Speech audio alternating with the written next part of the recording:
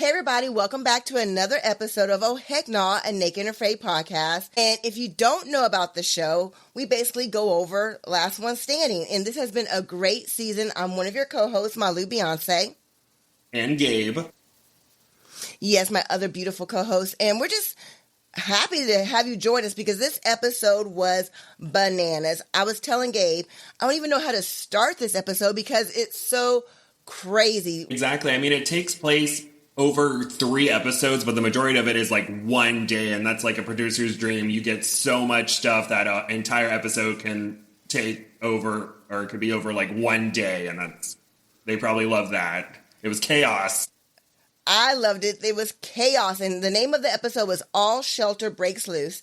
And basically, we just do a recap of the show, and if you haven't seen this episode, definitely go back and watch it because we're about to deep dive it. There's going to be so many spoilers and so much. And the show opens up with the hog, Gwen Patrick.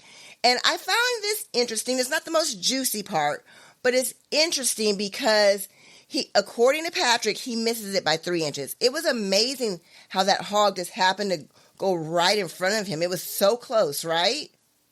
And then is running, and then you have this Patrick running after you and probably just going, okay, this is fine, I'm getting away from here as fast as I can. But yeah, that was amazing that Patrick was able to get that close to it. So close, and he was so close, and he missed the shot. I'm so mad at Patrick. I mean, listen, I'm not mad at you because you missed the hog.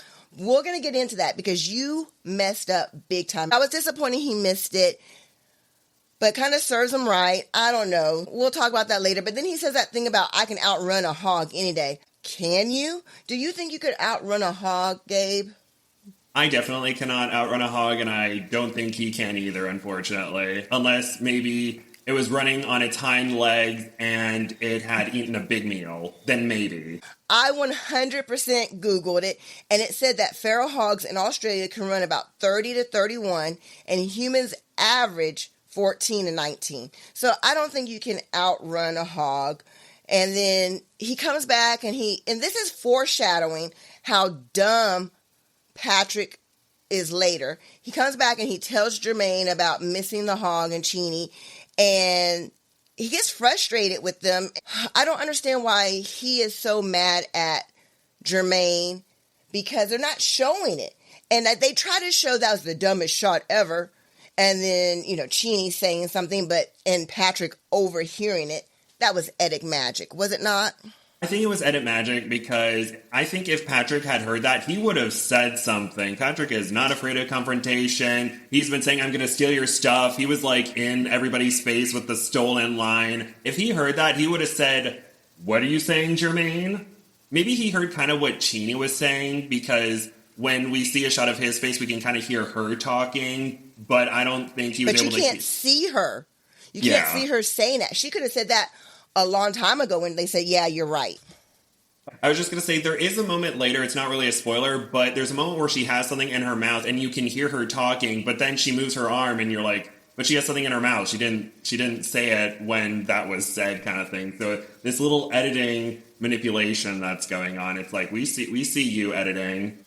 We're not going to be fooled. Yes, we see you. Tricky, tricky, tricky. Now let's get on to Patrick's dumb move. I'm sorry, Patrick. I have been defending you. I have loved the way that you have played the game, but you messed up big time. Why in the world, Gabe, does Patrick have the need to just walk over to Matt's camp and Laura and vent? They don't even like you. They don't even like you. They have told you they're against you. And you just go over there and say, can I pop a squat? Yeah, I was really confused about that too. It's just like the guy who calls you a weasel, the other guy who doesn't like the fact that you stole, and Laura, I don't know how vocal she has been to him about the whole stealing thing, but you know that Matt is very not with you, and to just be like, oh, I need to vent about Jermaine. He's so against me, and I just don't like it. And my first thought was, is this like Patrick's like, oh, if they decide to use this information against me, then they're no better than me? That's kind of my first thought, is Patrick would pull that kind of scenario, and he hasn't said anything about it. So I just think he was just like, oh, I need someone to vent to. I'm just going to vent to Matt, Max, and Laura. It won't bite me in the end. And it did. And I think the number one rule, whether you're doing Naked and Afraid or whether you're doing Last One Standing, your team is your lifeblood. Whether you're getting along with them, whether you're not, whether they get on your last god darn nerve, you still depend on your team. You don't go outside and, you cannot let your frustrations get to you because it will ruin you, correct? I agree. Things said in anger, you will regret it later on, even though in the moment you're like, oh, I'd feel so good to get this off my chest. Why is everyone crying and leering at me? Patrick, that was a big mistake. I mean, huge, big. So we have so much juicy things coming up. I kind of want to switch over everything and let's get to Jamie, okay? Because I think it's the most important, juiciest part. Jamie, I am so upset and sad that you got sick and had to leave. I'm devastated. It was a hard moment, and he was really jacked up. Yeah, they were talking about how they had to put him in the creek to cool him down, and it took them a while to stabilize him, and they were pouring cold water over him. They were giving him water in little sips because when you have heat stroke, if you take too much water at once, your body could be like, no, we don't need this right now. So they're pouring water on him, trying to get his core temperature down. But after working so long in the heat, unfortunately, it just really caught up with him really fast. And I was a little upset with him throughout the challenge because the whole Vine situation, and then when he saw that Trish Gabe, preach. I'm sorry, Jamie. If you want to make a post about this later, that's fine. But why, after he saw that Trish after what happened to Trish happened, don't want to go too far ahead too fast, but why didn't he just stop? That is my thing, 100%. I am so glad you said it. Strategy-wise, y'all's strategy is all over the place. As soon as you knew you were out and your partner's hurt, you're not going to win. Stop. Go get in the water. I'm so glad we think alike. But then he's still going, and then he had messed up the strategy the first time, so he had to redo everything, and at that point you're just like, I got to camp out, I can't really move, I'm just going to sit here and cool down and just face elimination or whatever. But I don't understand why he kept going. I mean, it's very... I don't understand either, Gabe. Let's talk about all the mistakes he made. Number one, why do they choose to build their structure away from everybody else? If you don't know how to do it, he said he's never done it, go get closer to the people who know how to do it. Didn't it seem like they were all the way on the end? Do you think they make them sit there? I don't think so. The way they framed it was weird because when you see the two by themselves with their shelter, it looks like there's no one around them, but then they kind of shoot long way down. It almost looks like just the perspective, you can't tell how close they are to each other. I guess, I don't know if they were on the end or what, but if you are anywhere near Matt Wright, or if you're anywhere near Max or Kayla or Darren, like it's okay to look over and be like, okay, so what are they doing? I may not get first or second, but third is up for grabs, kind of thing. It's not okay, Gabe. It's not okay to do that. It's the smart thing to do. It's what you should do. It's the smart thing to do, and they did not do it. So that's mistake number one.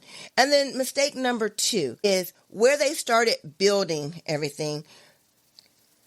I don't know, 10 feet over, there was more shade cover. So while you're building it where there's sun, instead of getting in the shade, makes no sense to me. So that's mistake number two. And then, of course, mistake number three were the poles he chose. They were horrible. Well, he didn't choose poles at first. He chose vines because he thinks that they will structurally hold everything up when they add extra saplings and stuff.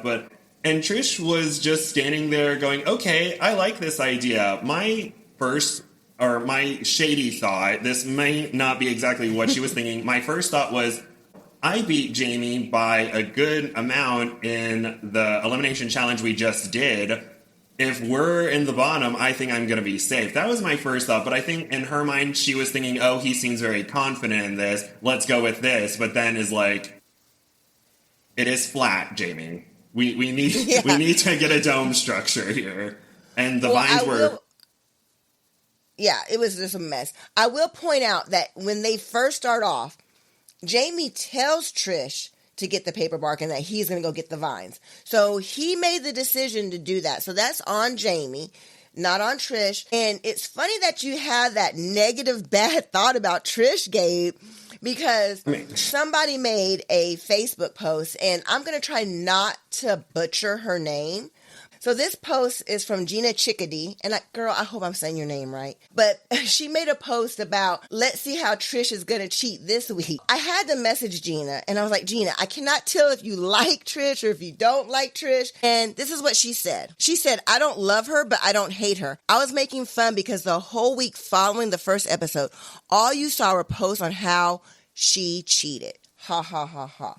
And so you're talking about Trish and her evil thoughts. I don't think she thought that. I think she was just like, I don't know what I'm doing. Jamie acts like he knows everything in the world, and I'm going to follow Jamie. That's what I thought.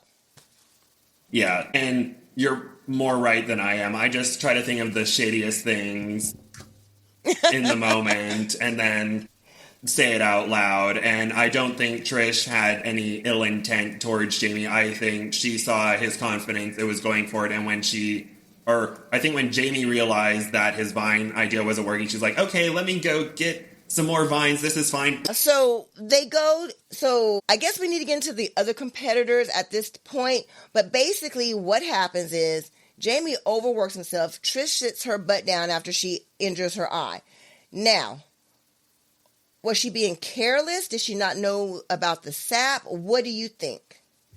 I think in the moment since she had gathered some vines before, I thought she would be okay, but maybe this vine was higher above her than she thought, and I guess the way that she hit it, she thought it would be maybe a cleaner cut, but it wasn't, and the sap ended up spraying on her. But I think in the heat of the moment, no pun intended, she just kind of hit it, and then unfortunately got it on her, and then some of it ended up in her eye.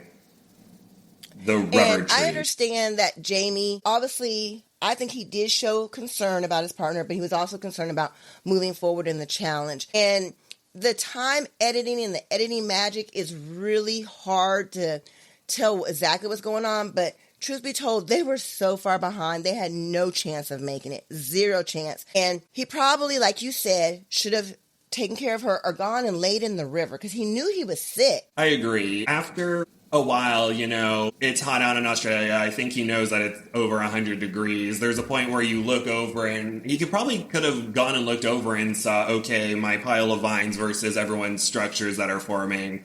I think it's time to call it. Unless production was like, hey, we want you to at least work on it until the end, and maybe, or I don't know if production said, hey, maybe work on it, or suggested just keep working on it and it'll be fine. I don't know. Maybe Jamie wanted to be very chivalrous and be like, I can do this on my own. I got this. I'm going to work really hard on this and prove that I'm a hard worker. I'm going to do this by myself. I didn't need her in the first place kind of ego, maybe. I think he had the mindset of, I can do this on my own. I'm very tough. Unfortunately, the heat was like, you thought. He was wrong. He was not tough enough for that Australian heat. Which also brings me up to something else. You talked about production. Did you notice in his diary cam, he's standing up and he's talking about what happened with Trish. Okay? He has dirt right here. He's standing up. It's 100% full sun. And when I watched it the first time, I said, why is he pausing in the middle of this and standing in the sun? I will tell you this. I don't think production thinks about, hey, I'm standing you up in the sun. You're burning up. It's hot. It's beaming down on you. Because even in my challenge, they would always apologize and say, you're probably going to end up hating us because we have to do this. And sometimes they would stand me up and where there'd be bugs biting my feet as I'm trying to give my stand up. And it's horrible. So did you notice that there was no coverage of the sun whatsoever when he was doing that stand-up? Before he got real sick? I didn't really notice him standing up. I noticed the times where he was sitting down and there was kind of a hill behind him. And I unfortunately did not see that. Okay, this is where it gets tricky. Conspiracy theory time, people. It's conspiracy theory time. Why is it that I never saw those same dirt markings on him during the whole competition part of the challenge. However, when he's in the truck leaving, he has the same dirt marks. So are you trying to tell me that y'all pulled over after you had already made him a little bit well and said, hey, we need you to do this stand up? Do you think that's possible? Everybody, I'm going to try my best to put the timestamps in here and maybe do some screenshots because I really want this conspiracy to stick. I mean, since they said they stabilized him before taking to the hospital, maybe they pulled over and were like, hey, we need you to give us a good 10 minutes of kind of your final interview stuff, since he was stabilized and probably feeling a little bit better and had some water in him. So I wouldn't put it, I'm not saying denied, but I'm kind of like, yeah, that sounds kind of legit based off of, the dirt markings and the time markers and him talking about the situation that happened. So I'm just like, I think it might be right. Well, the reason why I bring it up was because a long time ago in Tara's very first episode, remember her partner, was his name Sean? Remember yes. He hit the rock and failed? Me and her had a little go around about whether or not he did a stand up after the hospital. She said he didn't. And based on the blood and the marks, I think he did. But this is just editing magic. I just want to point it out to y'all because everyone gives people such a hard time. And you have to realize that this is editing magic. And that is why I'm bringing it up. So this brings me to another controversial thing. Laura and her head getting smacked. Ooh. It never occurred to me that people were going to blame Jermaine. And I saw a post of somebody blaming Jermaine. I said, oh my God, am I blind to it? It did not seem like Jermaine had anything to do with it, but I'm going to give it over to you, Gabe. What happened with Laura and the vine hitting her in the forehead, which there was blood drawn? Oh, okay. But, gosh, I just talking about people. People do not like Jermaine right now, and I think that's very unfair. But I'm trying to remember everything that happened correctly, but I remember he had a bundle of sticks in his hand, and Laura said, he said, I'm not letting go until, you tie it off or something, and Laura's like, don't let go. And there was, a shift that happened with the structure, and I think maybe a random sapling. I don't think it was from one of the ones Jermaine was holding, but there was tension that was released, and unfortunately it smacked Laura in the head, and luckily she didn't get a concussion, but I think it was just an accidental shift that caused the sapling to hit her. But I think maybe 100% it was an accident. Yeah. 100%. And hello, but I don't know if any of Jermaine's actions caused it because they don't have him in the frame when she gets smacked. It happens so fast. I didn't know people were hating on Jermaine. I don't see any reason to hate on Jermaine.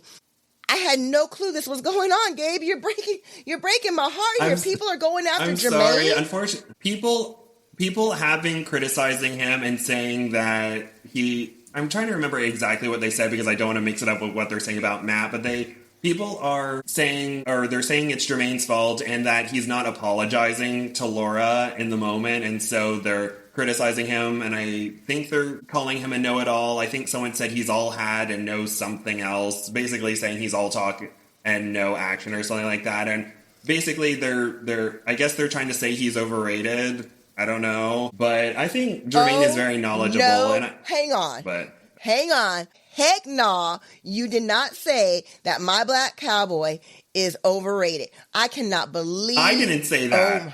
I didn't say that.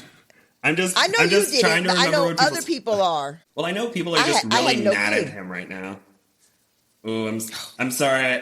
I don't know if exactly that was being said. I don't know if they said he was overrated, but people are very mad at him right now. I think because they blame him for what happened to Laura, and they're like, no, not Laura the Queen. And then with the editing, I think they're trying to make the audience turn on Jermaine, even though with the Patrick versus Jermaine and the boar hunting and stuff, even though Jermaine does have more experience, and I am kind of more on Jermaine's side, let's listen to the one who is an expert in hunting hogs. But I think with the way it was edited, Patrick speaking ill of Jermaine, saying he was annoying, and he's like, oh, he's talking so much, and we're butting heads so much. They're trying to turn audience perspective, and then with the I wonder how mad. Yeah. Jermaine is about this edit that he's getting. Like, I wonder if he's mad about it or if he doesn't care. I don't know. But I did notice the tension between Jermaine and Laura, the way they were building it. Obviously, she didn't agree with it. And there was a lot of things that bothered me about that as well. Number one, their shelter looked janky.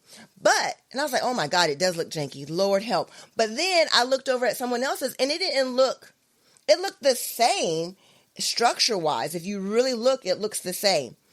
So, the question is, and I have seen Jermaine build shelters in person with my own eyes, and he is very good. Yeah, and the way that it was edited, Laura had experience with it and was talking about the saplings and was saying, oh, I don't really like the size of those saplings, and Jermaine saying, no, it's okay. It's fine that they're smaller, but Laura's a bit iffy, but still kind of goes with it. So maybe that's kind of editing, trying to point the finger at Jermaine for why Laura got hit. But, watching it and kind of, being not remembering like, oh, production can change things around. I'm just like, well, why doesn't he listen to Laura? If I had Laura as a partner, I would do everything she says. She could say, jump off that bridge. And I'm like, okay, Laura. And it probably wouldn't end well, but I don't know. That's just the way I assume based off the editing. I couldn't tell one way or the other. And I also thought it might be a smart strategy not to build the best shelter in the world. Throw that thing together, get it done, make it as small as possible. Remember the bed in Last One Standing, one where they were all like trying not to lay on the bed? Yeah, that was supposed to be 2 feet off the ground and it was like this tall. Speaking of moments about, trying to do it as best you can, there was a moment where someone's placement may have been cost by a little bit of an adaptability moment, but this is shifting to like another team, and I didn't know whether we wanted to shift and talk about that or stay on Jermaine and Laura for a little bit longer. Shift, baby, shift. What are you talking about? I want to know. Or I noticed Darren and Matt were pretty much in first place from phase 1 to phase 2, but there was a moment where Matt's like, oh, if we add this belt in here, then it'll help the paper bark shingle stay on better. And then at that point, I saw Max and Kayla H have completed phase 3, so they're able to deconstruct. And I'm thinking, what if Matt trying to add the extra little belt to make the shelter a little bit better, what if that cost him and Darren first place by him doing that? I think it did. Yeah, those precious few seconds, because, Matt's very adaptable, but it's like, no, you're neck and neck. You need to do this as fast as you can. It may not be perfect, but you can focus on making it better once you're done with the challenge. Exactly. So Matt being a perfectionist has caused him not to succeed, because I think you really have to think about strategy. And I think that's what everybody did not do from the very beginning. You only needed to build it just enough for you, both of you, to fit in it. It didn't have to be perfect. And so I think a lot of people overdid it. Yeah, but I was still another thing they had to build that I was so confused by, the 3-stick spring snare trap. I'm just looking at it, I'm like, how is this supposed to be built? And then looking at the dome shelter, I'm looking at the picture that they show, and then what everyone's building, and I'm going, I am so confused right now. But I guess production's just like, well, it's a shelter. They fit inside. Let's just let them go, kind of thing. I don't know. You bring up a really good point, because it was close. It appeared to be very close. But then Max and Kayla take off, and I'm thinking, I don't see Darren or Matt anywhere behind them. They're not behind him. So they had a really good, strong lead. Max, you are not getting a lot of airtime, I don't think. And I think that's a smart strategy right now. You're not causing any waves, but you're staying at the top. But I really loved the way that you encouraged your partner when y'all were going across the finish line. You're like, see that line? You got it. Just go toward that line. And it was so encouraging. I think you need recognition for that. However, you know me, I also think that Max should have been in the front, because his pace and his stride is bigger, and she could kind of maybe lean. Like, I'm sure when you're pushing, when you're in the back, you're pushing and you're adding more weight to that person who's carrying in the front. So if you're in the back, you can put a little bit of that weight on them. That's just my opinion. Y'all are bad A's. There is no way I could have done any of this. So, but I just want to give that little shout out. Great job, Max and Kayla. Great job, Darren and Matt. But womp womp, Trish and Jamie, and womp womp, Black Cowboy and Laura. I'm sorry. It was the chaos, the medics everywhere production. The ones who finished are just like, what's going on over there? What's happening? Yeah, and they had to sit down in the. Oh, let's talk about Patrick and Chini. Hang on. So Patrick and Chini are building their shelter. She's like, he's the Energizer Bunny. She seems to be happy with him. And I think the edit is almost making it seem like Chini's more on Patrick's side than the Black Cowboy side. And I don't know if that's true or not. I don't know, but that's the way that the edit is doing. What do you think? I think you're absolutely right. That's what I was thinking. I think they want the audience to kind of turn on Jermaine or think of Jermaine as an antagonist. So maybe they're trying to build up Patrick a little bit more. He was totally right in this argument. He was so upset. And Chini's talking about Patrick in a positive light. So everyone is thinking, oh, Patrick's more right in this situation. And Laura accidentally gets hit in the head with the sapling. And, oh, Jermaine's her partner. Oh, my gosh, Jermaine. Oh, he's dropping the ball. And so I think that was part of the editing strategy to hear a lot of confessionals about Chini, even though I still remember how Chini was hugging on Jermaine when they won the rabbit in the last episode. Chini's just like, I'm trying to keep the peace. So I think that it's more of the editing for her to be in favor of Patrick. I think it's the editing as well, but we have to remember, y'all, number one, this is a TV show. Number two, this is Naked and Afraid. And number three, this is competition. So Jamie's out. We need another competitor against Patrick. So the Black Cowboy, I guess, is who it's laying on, which I think is TV magic, but poor Black Cowboy. But I think they were kind of smart. The Black Cowboy was like, okay, I'm calling it. Medics are with Trish, medics are with Laura, and the medics are with Jamie. And I just think it's a really big mess. I do want to point out that this is real. This is serious because even David Story was right there. And if you don't know who David Story is, you're not a real super fan. David Story is the father of Naked and Afraid. I don't care what anybody wants to call EJ. No, it's 100% David Story. And David, I need you to come on the podcast with me and Gabe. He was right there worried about it. There were other producers. My producer from my episode was out there with Jamie. This is a real deal. Yeah, these injuries that these individuals are receiving is real. The weight loss is real. The heat stroke is real. People are saying it's fake. It's all real. All the suffering, it's all real. What's up with the white bandage on his arm? They never explained it. It irritated the mess out of me. What was that? I think that may have been where they put an IV in his arm to try and get some fluids in him to try to rehydrate him because they probably couldn't give him a lot of water in that time and they just wanted to give him some extra fluids and maybe some extra electrolytes to help stabilize him. So maybe they didn't because it was whole big. Well, when I give plasma, they usually wrap it and it's about like this much on my arm. But maybe since with the environment they're in, they don't really have a smaller gauze or a smaller wrap that they could use. So my assumption is giving him fluid since it was like on the elbow. And usually that's where they get a vein for that. Well, because they do that all the time. They leave important stuff out. Get it together, people. But so long, Jamie. We will miss you. As I told you last week, I really wish that you would have gotten beaten out the competition and not sent home on a medical tap. So I hope this doesn't affect your ego. You are wonderful. You know you're going to be back, and I'm so proud of you. You really made these first 4 episodes just amazing. Thank you. Yeah, and he's getting people talking about him, so hopefully he can... I want to see him on maybe an XL or another 21 and then come back to LOS just so he could get more days, just so that can help step up his PSR and all that good stuff. So I hope he can come back as soon as possible. And then maybe have Suzanne come up behind him and be like, hello, Jamie.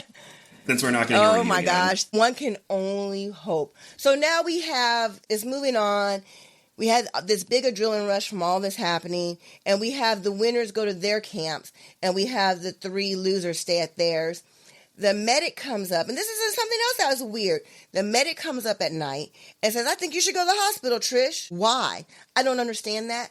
I don't know if he was the main medic. I don't get it at all. Why did he do that, Gabe? For ratings? I think that I'm sure medics try to be as neutral as possible when it comes to competition. Like, oh, it'd be so dramatic to have her come out. Maybe, I don't know, a producer said to the medic, like, hey, but I'm sure Janice maybe could throw her 2 cents in since she is a medic, or Victor, Handsome Santa. And I'm sure from a medic's point of view, if she's still in pain and her vision is blurry, then I'm sure they're like, hey, we can flush it out a little bit, but just to make sure, you know, this could cause further harm to your eye, just to make sure, we recommend you go to a hospital. And I know in the past, if people are injured, medics haven't really come up and been like, we would recommend you do this, or maybe they have and we haven't seen it. But I think that was just a moment for drama and Trish trying to say, hey, no, I'm here, and you're not getting rid of me that easily. So let's go back to the superfan, Gina. She was talking about how everybody just disliked Trish. How has this affected Trish? With the eye, are they blaming her for Jamie going home, or are they wish that she would have gone home? Where does she stand? I'm happy you brought this up because I was going to mention how someone wanted to post a post. I believe the individual was legally blind, and they were saying, oh, you know, Trish with her great vision, how could she potentially lose more vision in her eye just for the sake of a competition? That's very selfish. How could she do something like that? And people are kind of getting upset with her for not taking care of her eye more, it seems. For losing, Trish. I'm sorry. You can't win for losing. They're on you about cheating. They're on about you for not leaving. I don't understand. She needs to come out of this more on top. I thought she was moving up there now that with Suzanne gone, but I mean, that's crazy, right? Yeah, pretty much her storyline for the episode was, I got toxic sap in my eye, but I'm not done yet. And a lot of individuals are upset at her for not leaving, but that may be a bias against her. And she didn't choose this chance to leave gracefully. Why didn't she do that? But if she left, they would have been like, oh, medics cleared you. You're a baby. You took the easy way out. That's what they would say. Exactly. You took the easy way out. Yeah, so darned if you do, darned if you don't. I think as long as, if the medic clears her and she's okay and, you know, the pain is lessening and she's able to see a little bit better, then go for it. Now we're kind of winding down. It's the next day. We have the 3 winners at their camps. What did you think about that? A little bit boring. They had the little fishing thing, which I thought was interesting because Matt says, nobody's going to take your fish. I don't steal or cheat. And then he goes into his rant again about a real survivalist does not cheat or steal. I agree with Matt in a sense, but you're not a survivalist out there. You're a competitor out there. I like the fact that he's Boy Scout, but I also like the fact that we have Patrick who says, I am going to be opportunistic. He says it. So I like that he says that. We need the Boy Scout and we need the Last of Us, virus killers, raiders. We need that aspect too, correct? I think so. It's nice to have a lot of different personalities so you can get a lot of different dynamics. I think in season 1 it was 11 people thinking one way and one person thinking another, and it was just a big clash and it was chaos. But now you have, you know, people who are stealing things and then their partners have to be like, well, there's nothing I could do, and then other people who are like, I don't like that. And so it's interesting to see the dynamics, and they have been sort of pitting the Legend Slayers versus the A-Team, and it seems to be maybe Matt versus Patrick kind of thing. And so it's very interesting to watch. And I think good on Matt for not taking Max's fish. I think in Matt's mind, he's like, I don't need to try to step on someone to get ahead, at least by taking food out of their mouth. Maybe play some mind games, but not actually like, oh, this is mine now, because we see Darren and Matt walking away with their own fish, so Matt's confident in his abilities, and he's like, I don't need to steal from others to win. And he doesn't. He doesn't need to steal from others. So we have Max and Kayla, they catch fish. Matt's getting fish, of course, with Darren. And then we have Porcini and Patrick who just have to listen to everybody getting fish. And the next part of the juicy thing is it's time for the merge. We got 3 groups. of winners and 3 losers. And this was, I did not see this coming, Gabe. I did not see it coming. But you did call it. I want to point out, hats off to you, because you called it last time. You said, is it going to be like a Fernando thing or a Boulan thing where somebody goes home and therefore they have no elimination? Remember you said that? Yeah.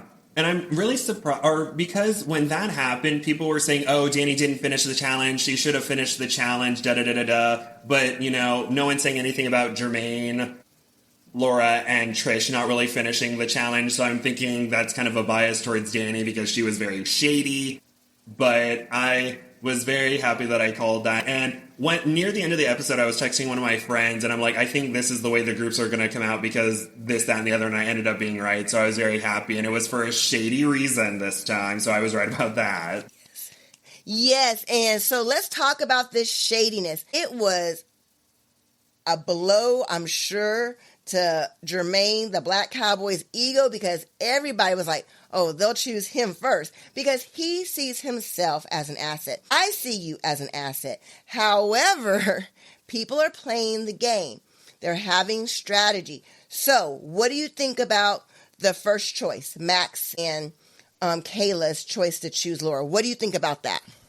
I think that was probably the smartest decision on their part, just because Laura has a lot of experience, and having her on your team would be great when trying to complete these challenges, and they're probably going to listen to her ideas, and she's a fast worker. So in terms of a team challenge, it would be really great. To be kind of shady would be maybe picking one of the weaker individuals, and so if you have to go up for elimination, you're like, oh, I can definitely beat this person, it's fine. But Max even said himself, even you with hurt neck is better than everyone else at their best. So I think Max has more of an insight into working with Laura, and he's like, you know what, she may have a hurt neck, but she knows what she's doing, so I trust in her knowledge. You bring up a very good point that I wanted to talk about. There are no known alliances. There's no one helping anybody. We have not discussed that as of yet. So you're in a group of 3, Jamie, Suzanne, and Trish. They could have helped each other. Jamie and Suzanne could have said, hey, we're going to make this swinging arm. I'm going to help you. You're going to help me. Are they restricting that? We don't know. But there could have been some alliances. After you finish a challenge, why can't you go back and help somebody else if you wanted to? Help the weaker people. What you just said was the greatest strategy. Choose a weaker person in your group because you know that's the person you're going to be going up against. So you want a weaker person in your group. You want to be stronger than somebody.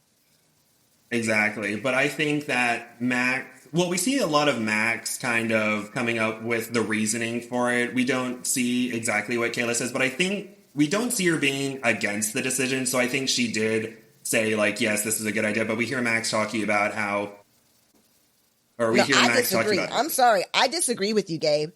I think that was Max taking the lead because I remember Kayla said something to the matter of fact, like, that's taking a risk. And we're competing for money. And she said the word like money. And I'm like, she's thinking, but she was also thinking about maybe having the strongest team. And she wasn't thinking about having someone weaker that she can beat. But she was thinking about money. And if you wanted to think about money, I think you do want the strongest team possible. And I think Jermaine would have been the choice. So I don't think Kayla was 100% on board. I think she just kind of laid down to Max. Or was she also thinking, hey, Laura has whiplash and her neck is all messed up. What if that affects her in later challenges? So if I do have to go up against her individually, I can breeze by her because Kayla is very athletic. So she's like, oh, my competitor has a potential handicap going on. So let's kind of, maybe that could have been her thought process, but yeah, I think I don't think she was thinking like that. And no offense to you, Kayla. No offense to you. I just don't think you have that kind of mindset. That's something that me or Gabe might think about. And like I said, and you made her such a good point. In Last One Standing, there was one person who was thinking about it as a competition, and everybody else was still thinking about Naked and Afraid Survivalist Family Boma thing. This is a competition. And let me tell you, I always thought maybe I could do Last One Standing. No, I can't do Last One Standing anymore because it's becoming closer and closer to a competition now. Last One Standing 1, I could have hung in there for a little bit. Which brings us to our next choice. And this is competition strategy all the way. Matt and Darren, talk about their decision. Well, I thought I saw this coming because I'm like, they showed that conversation earlier with Patrick and the A-team and all that. And so I'm just thinking, Matt's definitely going to be choosing the person to make Patrick's life a lot harder. So he's thinking, okay, well, Trish had the sap in our eye, but we think we can work well together with her. We know for a fact that Jermaine will drive Patrick crazy. And Patrick, has been talking a big game. He's stealing things. He'll say, I'll steal from you. He's saying that he's the Legend Slayer. And so why not try to wear him down mentally and play some mind games with him? It's like, oh, but Jermaine's a strong competitor. Why wouldn't you want him on his team? Do you not like him? Tell us more, Patrick. But Matt and Darren ended up choosing Trish for their team. So Patrick gets the joy of seeing Jermaine enter his camp, and we see the trio back together again, even though there was supposed to be a shuffle. And let me tell you, I am sure I have seen so much Matt hate. I haven't been paying attention, but there's been a lot of Matt hate out there, and he's playing a game. I don't knock him for this strategy whatsoever. I thought it was very smart, and I thought it was smart because this is what you get, Patrick, for going and venting to your enemy. I don't know what you were thinking. We opened the show with how dumb this was, and it's coming to bite you in the butt. But let me read Patrick's post. Have you read his post? I've seen a lot of his posts, so I'm wondering which one. Okay, so Patrick's post says, I have to say the highlight of episode 4 for me was seeing Matt Wright and Darren Ray making chess moves in Last One Standing 3. I felt that Last One Standing 1, everyone was just playing checkers in a two-dimensional way. With Last One Standing could be so much more. What I love seeing in Last One Standing 3 is that I'm not the only person using strategies and mind games to affect our competitors in an effort to become the last one standing. And I am so here for it.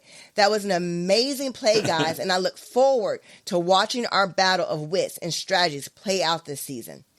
So that's what Patrick says. He's like, bravo for doing some strategy, which is great. However, we also know that Patrick knows how all this ends. He tagged Matt, he tagged Darren, I saw a lot of people saying that a lot of people are acting in this season. Did you see that post? Somebody said there's a lot of acting going on. And I'm like, what? Acting? I don't think so. But then I started thinking about Jeff. Remember Jeff and Steven kind of got into it somewhere for a little while, and I thought all that was fake. I don't know what's really going on, and I don't really care. What do you think? Do you think this is real, or do you think it's fake?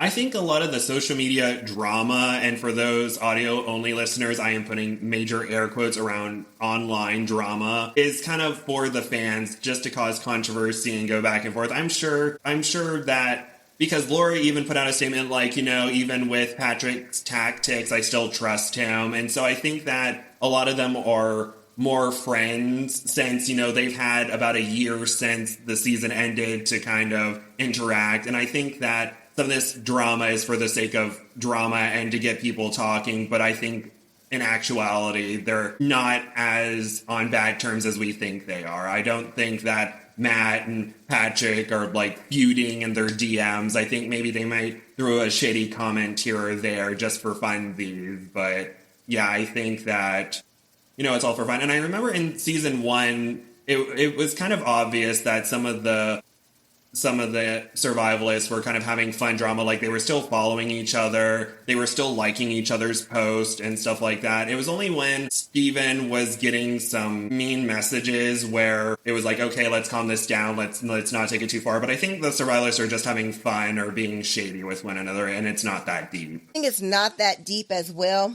And this is what I was going to ask you, and I have not done the research. Do you know how many viewers watch every episode of Naked and Afraid or Last One Standing? An average, a good guess, an educated guess. Somebody knew at one point, but I don't know. I think in the admirers of Matt Wright, they have been posting sort of the weekly viewership of various shows, and Last One Standing is at the top. And I think for episode 3, there was like there were 870,000, and it was like the top of the list. So it is getting high viewership. Okay. 850,000 people are watching Last One Standing. Let me tell you something, people. The fans, everybody who's watching and who takes the time to go into fan groups or listen to the podcast, we love you because you're a super fan. But there's only maybe 1,000 super fans out of 850,000 people who actually watch. 1,000 super fans. What's the percentage of that? I don't know because I can't do math. But it's very small. So don't get your feelings hurt too bad, Black Cowboy, Matt Wright, all these people. Don't go that deep because it's really not that deep. And I also think the fans need to remember that these are real people. Do not send hate, send support to your favorites, and let's just calm it down. Let's not call people idiots or morons or stupid or the A word or the B word or the P word or the S word or anything like that. It's not that deep. You may be upset, and maybe you could share like, oh, I didn't like when they did that, or oh, that was very shady to me, but let's not tag them in post or comment in their posts in the fan pages and start attacking them. It's very rude, and your comment will most likely delete it if it's in True Fans. The other pages have their rules. I know the rules of True Fans. No shade to the admins and moderators of the other groups. They have their rules that they're abiding by. I have nothing against them, but if we see that in True Fans, it will most likely be deleted if you're being rude to the survivalists. You make a great point, and that's why I want to make it very clear. I'm talking about Jamie making, bad decisions that are shown on the show. It really doesn't mean that he's making bad decisions in real life or he's, that shady in real life. You're in a competition. You're fighting for money. $100,000 is a lot of money for some people. So, listen, judge the people on the show. Don't judge the people. As we judge everybody that's on the show on this podcast. But you know what I mean. Yeah, we're judging the edited version. We're not judging them like as a whole. We're judging the small portion that we see on TV and their actions. And I can never do what they're doing, but I can tell when people are being shady, and I would be like, that was kind of shady to me. So we have Matt throwing shade and some strategy, and now they have Trish. Black Cowboy shows up. It's clear Patrick is not happy. And Black Cowboy had to walk all the way there thinking, oh my God, this again. But it's good strategy. I hope they learn their lesson. I think that they need to come back together as a team. It's easier for us to do that here. But when they're out there, I hope that somebody says, hey, why do you think they chose you to come back here? You're the strongest one. And I hope someone has enough common sense to say out there, oh, they're trying to play us. Let's show them we don't get played. We're the players. So I hope that happens. Hopefully. Well, I have the synopsis for next week's episode, so maybe Matt and Darren's decision to have Trish on their team maybe not be the best idea, but we shall see. Would you like to hear the synopsis for next week's episode? Yes, give me some dirt and some tea. Okay, so the next week's episode is called Savage Strategies, and the synopsis is Matt's tactics spark tension in another camp. Survivalists compete in a primitive axe challenge. After the first big game kill, a competitor must choose to keep or share their win. The physical and mental strain of the challenge sends a survivalist home. Ooh, so someone's going to get a big kill. How many bows were out there? 3. Okay, so everyone has a bow. Yes, each team has a bow. I believe, yeah, because I think Max and Kayla chose a bow, a fishing asset, and a hide. And then Darren and Matt chose a bow and a fishing asset, and then Patrick and Chini were left with a rope and a bow. Yes. So here's another thing.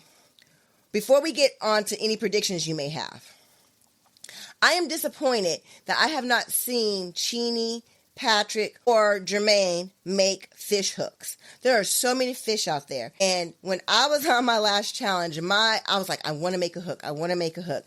I know how to make a hook. So I'm surprised that they're not making hooks, or maybe they are and they're just not showing it. I don't know. But let's get to predictions. What do you think is going to happen next week? And who do you think is going to get the big kill? And who do you think is going home? I think that when they say a competitor must choose to keep or share it, I'm thinking this may be Patrick or one of his team members. But, I mean, Matt Wright is one of the best hunters of the show. So maybe they'll have a moment of him being like, maybe I won't share it. But, like, he's going to share it. But I think Matt may be the first, or maybe Chini will get the big kill. And then for going home, the physical and mental strain, they say send a survivalist home. When Kai went home, they said a legend goes home. So I think Matt, Laura, and Max are safe. But, in the episode, there was a moment where Max was talking about how skinny Kayla was. And so I'm thinking, they're planting seeds in the mind, but I don't think she's going home just yet. But I think that this may be Trisha's time to go, and she may be going home. What say you? Who do you think is going to get the kill? Who do you think is going to be going home? And who do you think will win the axe chopping challenge, the tree chopping challenge? Well, I'm going to switch it up, Gabe. I'm going to tell you who I don't want to win. I don't want Patrick to get the big kill. And the reason why I don't want Patrick to get the big kill is, number one, I don't think you deserve it right now. I think you need to get some licks and some lessons. And listen, he's with Jermaine. I want Jermaine to eat. But I don't think Patrick should get it because he's doing the risky survivalist hunt. And you're taking chances. When you have a team, you're putting yourself at risk. So I'm not saying that what he's doing is wrong or wouldn't work. I think it will work, but it's actually riskier to do it that way. And then who do I think is going home? I think probably someone who's injured is going to go home, which is most likely Trish. But I don't want her to go. I don't want anybody to go. It should be a non-elimination season, and it should be a point value system. They've done that on RuPaul's Drag Race, where they've had a non-elimination season, and based on the number of points, that chooses who makes it to the finale. But and maybe they haven't been showing Trish very much in any of the promos. Like, everything that we've seen, we've already seen that's in the promos. I don't see anything in the future, really. Yeah, I can pick out moments for almost everybody else except for maybe Trish and Laura. But I think Laura makes it to the tree chopping challenge. I think that's the furthest point that I've seen her in, but I don't think she's going to self-tap out of the challenge. Okay, so I have one more thing. We're going to play a game here in a minute. Yeah. We're not done yet, but I have one more thing to say before we sign off, and this is important. My co-host here has said, support your favorites. Correct, Gabe? That's our mission, is to support our favorites. Yes, that is correct. And the reason why I do this podcast, the reason why I ended up naked in Colombia, and the reason why I ended up naked again in Belize is because I love this show. I love it, and I support every single one of you. I have made mistakes where I have commented on somebody's appearance or commented on something that might not have been appropriate. But I didn't do it with malice in my heart. I did it not understanding. Everybody out there, please, when you're criticizing people, and that's all I do is criticize. I get criticized for criticizing. Don't criticize someone's appearance. Don't criticize someone's looks. Criticize their skills. Please stay away from the looks. That's the only thing I ask. Yeah, and if you want to see how the individuals are when they're not starving in the middle of nowhere and little food and sun exposure, maybe see how they are on social media. And if you don't really like the way they're acting, just step away. Don't go and attack them. Just say, okay, you know what? I'm going to take a few steps back. Let me support my fave over here who is very cool and, being fun, shady and all that. Don't attack or try to bring people down, because remember, thousands of people are watching this, so this person could be getting hundreds of messages. I know Patrick has been talking about getting a lot of hate mail and stuff, but maybe let's calm that down, have your opinion elsewhere where they can't see it, but let's turn the volume down on the criticism and anger to like a 2 instead of a 12. Please and thank you. Yes, please and thank you. Thank you so much for tuning in to listen to our opinions of Naked and Afraid Last One Standing. Please like, follow, and subscribe, because we are doing it for you, because we love you and we love the show.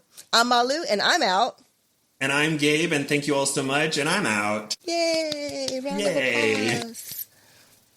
We're Patrick, so cool. don't do that again. Patrick, you're killing me with your mess-ups. What? Okay, yeah, why how did to he get that out of my vent? system. Yeah, why did he do that? Why did he vent? What was he thinking? What is wrong with Patrick? Yes, I would like to see Andrew Shade. I think he would add a mix to it.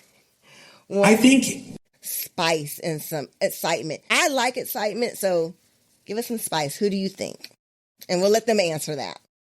exactly. I can think of one person, but I'm not going to say their name. All right. Well, again, thank you so much for listening. This has been great. We're halfway through the season. Stick here for the dirt, the dish, and the talk. I'm ready. Are you ready? I'm not ready. I don't want this to be over. No. I love it so much. Peace out, y'all. Bye. Bye. Thank you.